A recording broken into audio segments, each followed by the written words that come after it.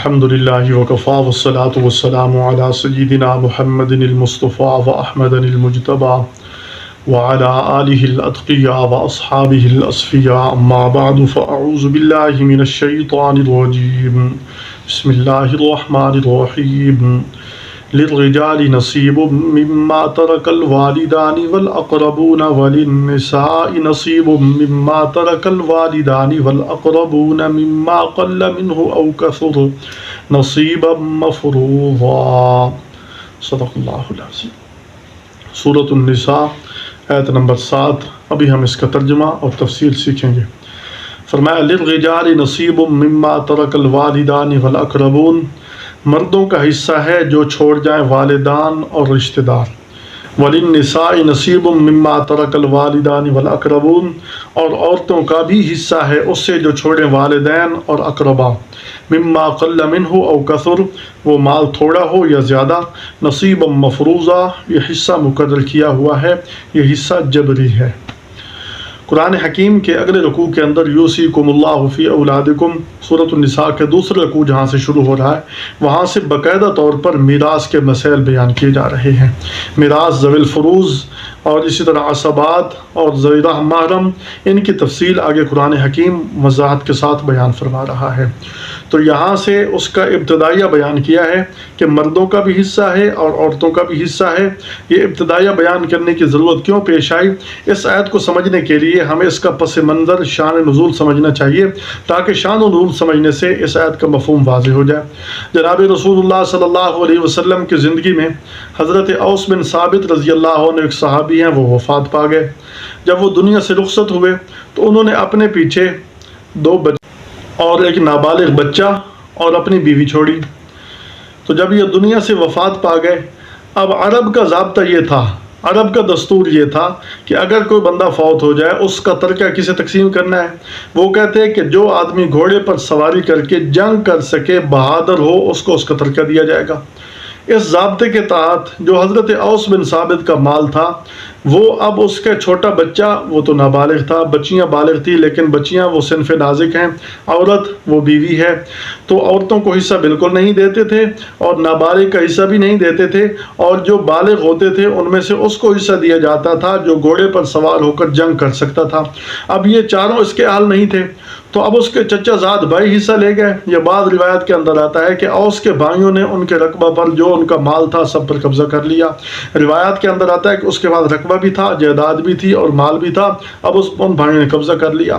یہ عورت اوس بن ثابت رضی اللہ عنہ کی بیوی رسول اللہ صلی اللہ علیہ وسلم کے پاس آئی اور آ کر اپنا یہ معروضہ پیش کیا کہ اللہ کے محبوب، میرا شوہر فوت ہو چکا ہے اور میرے ساتھ میرے رشتہ داروں نے یہ معاملہ کیا ہے۔ اس وقت چونکہ حکم نازل نہیں ہوا تھا، آیت نازل ہوئی تھوڑی دیر بعد، اللہ رب العالمین نے فرمایا کہ کیوں ایسا کر رہے ہو؟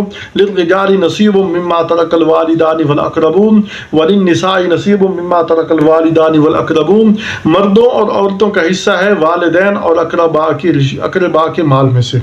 مردوں کا بھی حصہ ہے، عورتوں کا بھی حصہ ہے، بالغ کا بھی حصہ ہے، نابالغ کا بھی حصہ ہے، بیٹی کا بھی حصہ ہے، بیٹے کا بھی حصہ ہے۔ والدین جیسے بیٹی کے ہیں ایسے بیٹی کے بھی ہیں۔ والدین جیسے جو ہے نا وہ اپنا مال چھوڑیں تو نابالغ بچوں کو ملے گا، ایسے بالغ کو بھی ملے گا، بہادر کو بھی ملے گا، غیر بہادر کو بھی ملے گا، امیر کو بھی ملے گا، غریب کو بھی ملے گا۔ جو بچے ان کے ہیں ان سب کو اس کا حصہ ملے گا۔ اور پھر رشتہ داروں میں سے بعض ایسے ہیں جو اقرب ہیں، ان کو بھی حصہ ملے گا۔ اقرب کئی اعتبار سے بن جاتے ہیں، بیٹے بیٹیاں بھی اقرب ہیں، والدین بھی اقرب ہیں، ماں باپ بھی اقرب ہیں، تو یہ اقرب بن جاتے ہیں۔ تو اگر ایک آدمی فوت ہو جاتا ہے، والدین زندہ ہیں، وہ بھی اقرب ہیں، وہ بھی حصہ لیں گے۔ اسی طرح اولاد ہے، وہ بھی حصہ لے گی، اور کسی کو حصہ نہیں دیا جائے گا اگر یہ موجود ہوں۔ تو اب اقرب، قرآن حکیم نے یہ ضابطہ بیان فرمایا کہ اقرب کو حصہ دینا چاہیے، جو سب سے قریبی ہو۔ ویسے اگر یہ اقرب کا ضابطہ نہ ہو تو اس وقت یہ ہوگا کہ ہم سب ایک دوسرے کے رشتہ دار بن جاتے ہیں۔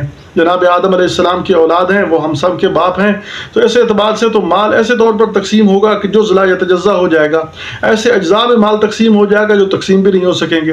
اب ایک آدمی اس کے رشتہ دار، پوری امت رشتہ دار ہو تو وہ کیسے مال تقسیم کرے گا؟ اس لیے قرآن حکیم نے ضابطہ بیان کیا، اقرب کو دیا جائے گا، ابعد کو محروم کر دیا جائے گا۔ اقرب کے ہوتے ہوئے ابعد کو محروم کر دیا جائے گا، لہذا اگر قریبی رشتہ دار موجود ہے اس کے ہوتے ہوئے دور کے رشتہ دار وہ محروم رہ جائے گا۔ اور جو اقرب ہیں، جیسے میں نے عرض کیا ان میں کسی کو محروم نہیں کیا جائے گا. والدین اقرب ہیں، اولاد اقرب ہے، ان کی موجودگی میں اور کوئی حصہ دار بیوی بنے گی، یہ بھی اقرب میں سے ہے، اور کوئی حصہ دار نہیں بنے گا. تو اب قرآن حکیم نے جو رشتہ دار بیان فرمائے ہیں ان کی تفصیل یہ ہے کہ جو میراث تقسیم ہوتی ہے اس کی تفصیل یہ ہے کہ 3 اعتبار سے میراث تقسیم ہوگی. سب سے پہلے ذوی الفروض، 3 اعتبار سے. ذوی الفروض وہ ہوتے ہیں جن کے حصے قرآن مجید نے بیان فرمائے، ان کو ذوی الفروض کہا جاتا ہے. اور دوسرے نمبر پر عصبات ہوتے ہیں. عصبات وہ ہوتے ہیں جو فوت ہونے والے کے قریبی رشتہ دار ہوں، مرد کے رشتہ دار ہوں، جیسے تایا ہو گیا، ماموں، چچا ہو گیا، یہ عصبات کہلاتے ہیں. اور تیسرا ذوی الارحام، جو ماں کی طرف سے رشتہ دار ہوں وہ ذوی الارحام کہلاتے ہیں، یعنی ماموں، بھانجا وغیرہ یہ ذوی الارحام کہلاتے ہیں. اب قرآن حکیم جو حصہ بیان کر رہا ہے یہ ذوی الفروض کے ہیں. ذوی الفروض کے حصے بیان ہوں گے. تو ذوی الفروض، اچھا ایک اور تفصیل بھی سن لیں. بعض لوگ ایسے ہوتے ہیں کہ ان کی میراث نہیں چلتی، ان کی میراث نہیں ہے. وہ 3-4 طبقات ہیں، میں آپ کے سامنے عرض کرتا ہوں. پہلا طبقہ انبیاء کا ہے. انبیاء علیہ الصلوۃ والسلام کی میراث نہیں ہوتی. انبیاء کی اولاد ہو تو وہ انبیاء کی میراث نہیں لیتے. جناب رسول اللہ صلی اللہ علیہ وسلم نے ارشاد فرمایا نحن معاشر الانبیاء، ہم انبیاء کی جماعت ہیں، لا نورث، ہم وراثت نہیں چھوڑتے. ما ترکنا صدقۃ، جو کچھ ہم چھوڑتے ہیں وہ صدقہ ہوتا ہے، اللہ کی راہ میں دے دیا جاتا ہے. تو نبی اگر اس کا باپ نبی نہ ہو تو وارث تو بن سکتا ہے، لیکن نبی اس کی میراث نہیں چلتی. تو گویا کہ پہلا طبقہ جن کی میراث نہیں چلتی وہ انبیاء علیہ الصلوۃ والسلام ہیں. انبیاء کی میراث علم ہے، انبیاء کی میراث علوم نبوت ہیں. وہ انبیاء کی میراث پورے عالم میں چلتی ہے. رسول اللہ صلی اللہ علیہ وسلم کی میراث علماء میں تقسیم ہوئی. اور دوسرا طبقہ جن کی میراث نہیں چلتی وہ ہے کافر، یعنی تغیر دین کا تغیر. باپ کافر اولاد مسلمان، باپ مسلمان اولاد کافر، تو مذہب کی تبدیلی کی وجہ سے بھی میراث نہیں چلے گی. جناب علی المرتضیٰ رضی اللہ عنہ نے خواجہ ابو طالب جنہوں نے رسول اللہ صلی اللہ علیہ وسلم کی خدمت کی، ان کی میراث نہیں لی. فرمایا طالب اور عقیل کو دے دو، وہ دونوں اس وقت تک مسلمان نہیں ہوئے تھے، ان کو دے دو. حضرت علی نے فرمایا کہ اس میں میرا کوئی حصہ نہیں، کیونکہ میرا باپ میرے مذہب سے مغایر تھا. تو کافر یعنی دین کے تبدیلی کی وجہ سے بھی میراث نہیں چلے گی. اور تیسرے نمبر پر قاتل اور مقتول میں میراث نہیں چلتی. ایک بیٹا وہ اپنے باپ کو قتل کر دے تو اب قاتل اپنے باپ کی میراث کا حقدار نہیں ٹھہرایا جائے گا، اس کو میراث میں سے کچھ حصہ نہیں دیا جائے گا. اور چوتھے نمبر پر آزادی اور غلامی، اس میں بھی میراث نہیں چلتی، کیونکہ غلام کا جو مال ہوتا ہے وہ اس کے مولا. اگر باپ خدا نخواستہ غلام ہے تو وہ اگر دنیا سے گیا تو اس کا سارا ترکہ اس کے مولا کی طرف جائے گا، اولاد کو نہیں ملے گا. اسی طرح اولاد غلام ہے، اگر وہ فوت ہو گیا، اس کی کوئی پراپرٹی تھی اس کے قبضے میں، تو وہ اس کی باپ کو نہیں ملے گی بلکہ اس کے مولا کو ملے گی. تو آزادی اور غلامی کی وجہ سے بھی میراث نہیں ملے گی. یہ کچھ طبقات ہیں جن کے اندر میراث نہیں چلتی. اب میراث جب تقسیم کرنی ہے، وراثت تقسیم کرنی ہے، جو مال متوفی نے چھوڑا ہے، وفات پانے والے نے چھوڑا ہے، وہ جو تقسیم کرنا ہے اس کا طریقہ کیا ہے؟ فرمایا مردوں کا بھی ہوگا، عورتوں کا بھی حصہ ہوگا. ایسا نہیں ہوگا کہ مردوں کو دیا جائے، عورتوں کو نہ دیا جائے، بہادروں کو دیا جائے، بزدلوں کو نہ دیا جائے، اور مضبوط صنف والے کو دیا جائے، نازک صنف والی کو نہ دیا جائے. ایسا نہیں ہوگا، بلکہ سب کا حصہ ہے. اور حصہ کیا ہے؟ مما قل منہ او کثر، مال تھوڑا ہو یا زیادہ، سب میں سے حصہ دیا جائے گا. چھوڑنے والے نے تھوڑا مال چھوڑا یا زیادہ چھوڑا، اس کا کل مال جمع کیا جائے گا اور اس میں سے بالغ نابالغ عورت مرد سب کو حصہ دیا جائے گا. یہ شریعت کا ضابطہ ہے. مما قل منہ او کثر، مال زیادہ ہو تب بھی، مال کم ہو تب بھی ان کو حصہ دیا جائے گا. مثلا ایک آدمی کے پاس ایک مکان ہے، اس کے 3-4 وارث بن گئے، اب وہ کیسے تقسیم کریں؟ تو شریعت نے یہاں جو ہے نا وہ رعایت دی ہے کہ ایک آدمی مکان رکھ لے، اس کی قیمت لگا دی جائے اور باقی کو جو ہے نا اس کا حصہ دے دیا جائے.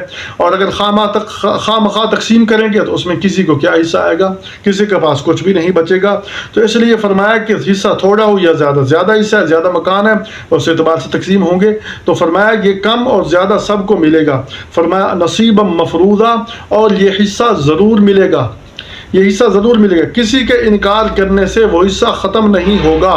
ایک آدمی کہتا ہے میں حصہ نہیں لینا چاہتا، نہیں، اس کو حصہ دیا جائے گا۔ یہ میراث جبری ہوتی ہے۔ مثلا معاشرے کے اندر یہ رواج ہو کہ لڑکیوں کو اگر حصہ دے جائے تو لڑکیاں کیا کہیں گی کہ لوگ ہمیں کیا کہیں گے، لوگ کہیں گے اس نے باپ کی میراث سے حصہ لے لیا، باپ کے مرنے کی انتظار کر رہی تھی۔ ایسا نہیں ہے۔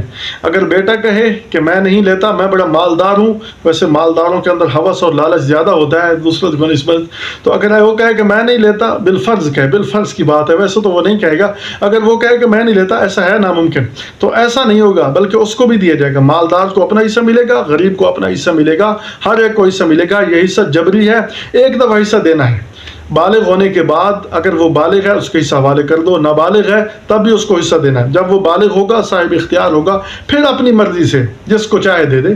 لڑکی کو میراث میں حصہ ملا، اپنی مرضی سے چاہے اپنے بھائیوں کو دے دے، لیکن ایک دفعہ قبضہ کرے، قبضہ کرنے کے بعد ایک دفعہ فائدہ اٹھائے، پھر اس کے بعد وہ جو ہے نا ہبہ کر دے، کسی کو ہدیہ کر دے، عطیہ کر دے، گفٹ کر دے، اس کی مرضی کی بات ہے، لیکن یہ حصہ جبری ہے، حصہ مل کر رہے گا۔ اس لیے فرمایا نصیبا مفروضہ۔ اللہ رب العالمین ہمیں سمجھنے کی توفیق عطا فرمائے۔ میراث کا علم بہت گہرا علم ہے، اس لیے اس سے فائدہ اٹھانے کی توفیق عطا فرمائے۔ وما توفیقنا الا باللہ۔